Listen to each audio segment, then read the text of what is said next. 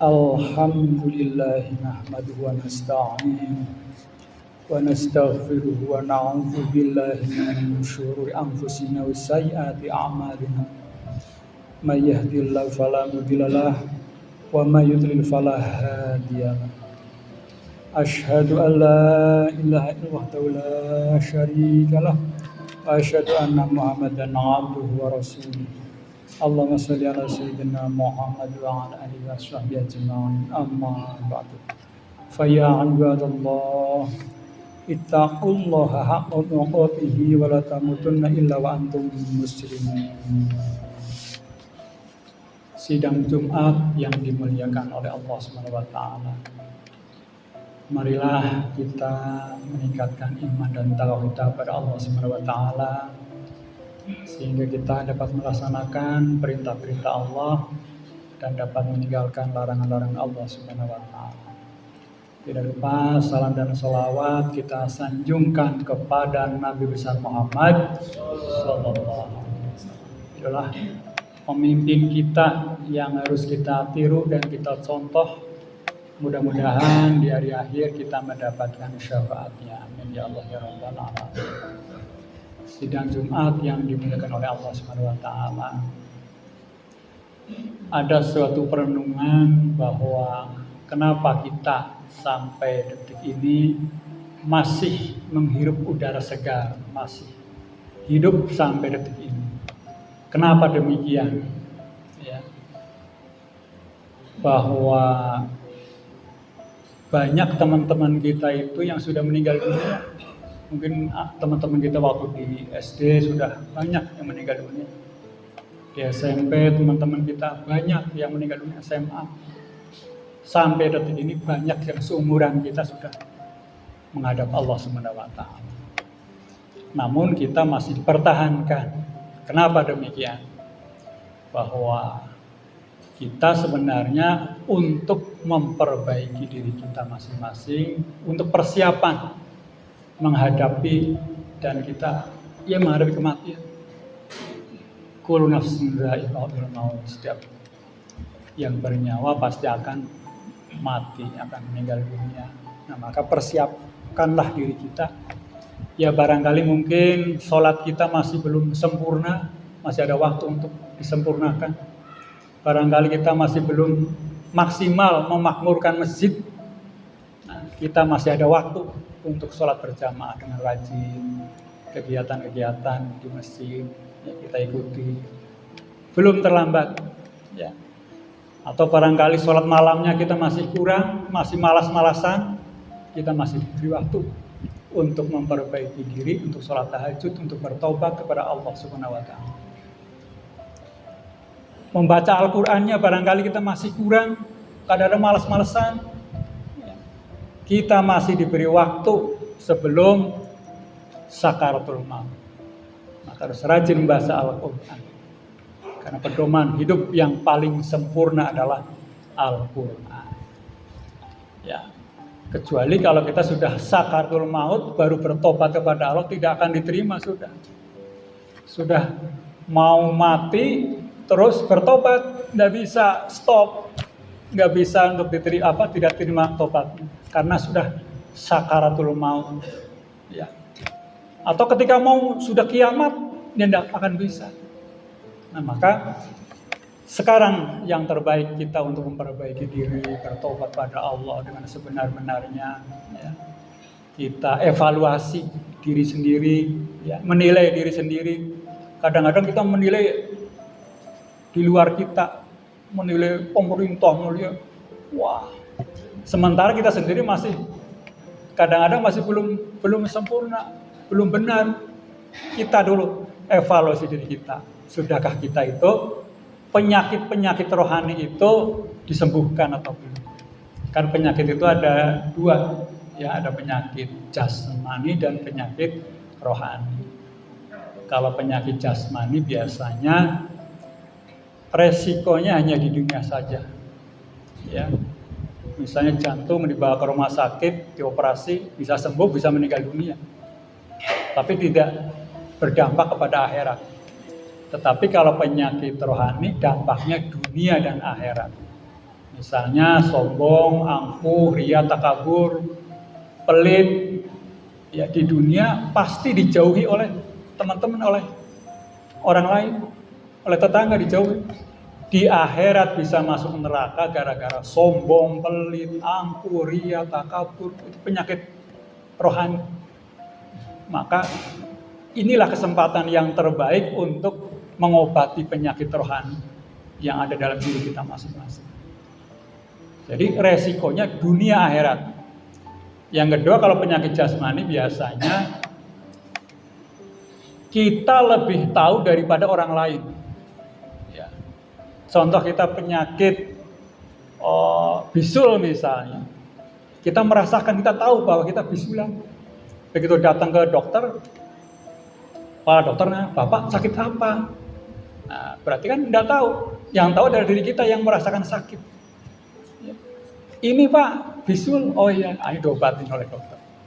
Jadi kalau penyakit rohani biasanya orang lain lebih tahu daripada kita. Kalau penyakit jasmani kita lebih tahu daripada orang lain. Penyakit rohani contohnya apa? Orang pelit kalau ditanya, Bapak pelit nggak? Enggak merasa pelit. Padahal orang lain tahu bahwa dirinya pelit. Jadi orang lain lebih tahu daripada kita. Orang yang sombong, angkuh, takabur, biasanya orang itu tidak merasakan bahwa dia punya penyakit rohani. Sehingga orang lain lebih tahu daripada kita. Maka Umar bin Khattab zaman dulu, ketika zaman Rasul, selalu nanya, tolong kejelekan saya itu apa? Kekurangan saya itu apa? Kelemahan saya itu apa? Kasih tahu kepada para sahabat. Akhirnya dikasih tahu.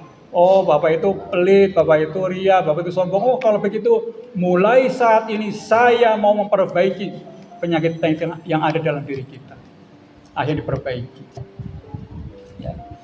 Ya, ibaratkan kita melihat diri kita kan tidak bisa, harus melalui cermin. Ya, kita melihat rambut kita, hidung kita, telinga kita. Melihat kita sendiri tidak bisa. Bantuan cermin. Penyakit rohani pun begitu. Ya, maka nasihat orang lain sangat penting.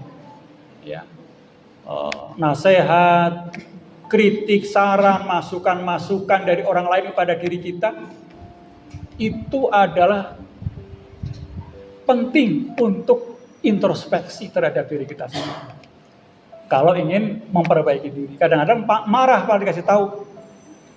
Ya, kita dikasih tahu kejelekan, marah. Akhirnya tidak mau memperbaiki. Maka akhlak seseorang itu akan ketahuan ketika kita nanya kepada bukan orang langsung, pada orang langsung, tapi kepada sekitarnya, kepada saudara-saudaranya. Bagaimana sih akhlak? Oh, dia orangnya baik dan sebagainya. Nah, maka saran, nasihat, introspeksi diri ya terhadap diri kita, masukan-masukan, ya itu adalah untuk memperbaiki diri kita sendiri. Sebab kita tidak tahu kalau tidak dikasih tahu oleh orang lain. Yang ketiga, kalau penyakit jasmani biasanya dokternya banyak zaman sekarang itu. Ada dokter paru-paru sendiri, ginjal sendiri, kulit sendiri, THT sendiri. Dokternya semakin banyak, apalagi zaman modern. Sekarang banyak dokter, banyak obat dan sebagainya. Namun walaupun demikian masih ada juga penyakit-penyakit yang sulit disembuhkan. Ya, semakin dokternya banyak, penyakitnya banyak juga yang sulit disembuhkan. Ya. Kalau penyakit rohani adalah dokternya cuma dua. Pertama adalah diri kita untuk memperbaiki kemauan kita. Kalau kita sudah dikasih nasihat, saran, masukan-masukan, terus kita sudah tahu kelemahan kita, ya kita perbaiki. Ya. Sehingga kita akan semakin bisa mengobati penyakit rohani. Ya. Kemauan kita untuk memperbaiki kedua adalah agama. Sering membaca Al-Quran, itu dalam memperbaiki penyakit rohani. Sering sholat, ya berjamaah, memperbaiki rohani itu. Sering sholat tahajud, ya, sering sholat duha. Ya. Itu dalam rangka untuk memperbaiki penyakit rohani yang ada dalam diri kita. Jadi kita masih ada waktu untuk memperbaiki diri kita masing-masing sehingga kita siap Begitu Allah memanggil kita, kita sudah siap. Kita sehat, jasmani sehat, rohani juga sehat. Dan kita benar-benar bertobat kepada Allah Subhanahu wa taala. Innallaha yuhibbut tawwabina wa yuhibbul mutatahhirin. Allah mencintai hamba-hambanya yang bertobat dan yang mensucikan diri. Sehingga kita itu hari ini harus lebih baik daripada kemarin, besok harus tambah lebih baik dari hari ini. Terus ada perubahan-perubahan dalam diri kita. Dan yang bisa dirubah ya kita sendiri. Kita akan sulit merubah orang lain kalau kita belum merubah diri kita sendiri. Ya misalnya dari anggota badan kita, misalnya tangan kita ya, yang mungkin sering misalnya menyakiti orang lain atau ya berbuat dosa dengan tangan, ya ubah diri kita supaya tangan kita itu diampuni oleh Allah sehingga kita itu bersih. Perbanyak istighfar, astagfirullahaladzim, astagfirullahaladzim, astagfirullahaladzim, dan sebagainya. Tangan kita, mulut kita yang barangkali sering menyakiti orang lain, yang menyinggung perasaan orang lain, perbanyak istighfar, astagfirullahaladzim, astagfirullahaladzim terus. Atau sayyidul istighfar, Allahumma anta rabbi la ilaha illa anta khalaqtani wa ana 'abduka wa ana 'ala ahdika wa wa'dika mastata'tu a'udzu bika min syarri ma sana'tu abu laka bi ni'matika 'alayya wa abu bidambi faghfirli fa innahu la yaghfiru dzunuba illa anta. Insyaallah ya kita bisa merubah perkataan yang tidak baik menjadi baik. Ya. Telinga kita jangan dikira tidak punya dosa telinga kita itu. Bisa dihitung dari akil balik sampai detik ini berapa kali telinga kita itu berbuat. Maka istighfar, ya istighfar perbanyak. Mata kita, ya kan? Bayangkan dari akil balik sampai detik ini kita belum bertobat terus kita dicabut nyawanya, celaka. Maka kenapa kita belum dicabut nyawanya? Untuk memperbaiki mata kita sebenarnya dari penglihatan yang tidak baik. Sekarang kan teknologi luar biasa itu. Dengan HP kita bisa melihat yang baik, bisa melihat yang tidak baik juga bisa melihat.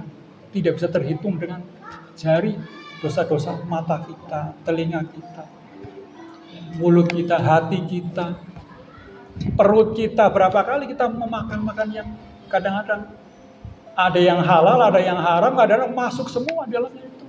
Inilah kesempatan yang terbaik untuk memperbaiki makanan kita yang halal-halal saja.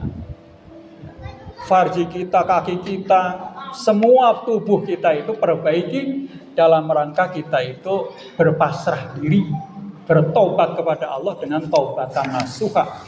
Ya. Sehingga kita juga rajin sholat taubat.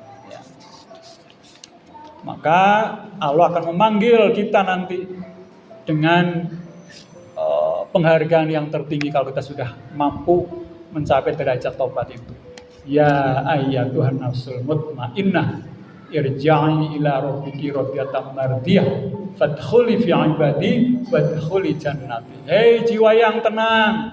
Nah, orang yang taubat kan tenang jiwanya itu. Sudah pasrah kepada Allah, sudah memperbaiki diri kita. Irja'i ila rabbiki radiyatan mardiyah. Kesini. Ya, orang yang diridhoi ya. Masuk ke dalam golonganku dan masuk ke dalam surgaku. Wah, itu penghargaan tertinggi bagi orang-orang yang mampu memperbaiki penyakit jasmani, perbaiki rohaninya, bertobat pada Allah, dan kita itu perbanyak istighfar, insya Allah kita akan selamat baik di dunia maupun di akhirat. Barakallahu li wa lakum fil Qur'anil azim wa nafa'ani wa iyyakum bima fihi minal ayati wa dzikril hakim wa taqabbala minni wa minkum tilawatahu innahu was-sami'ul alim. Aqulu qawli hadza wa astaghfirullah li wa lakum wa lisairil muslimin wal muslimat wal mu'minina wal mu'minat fastaghfiru innahu wal ghafurur rahim.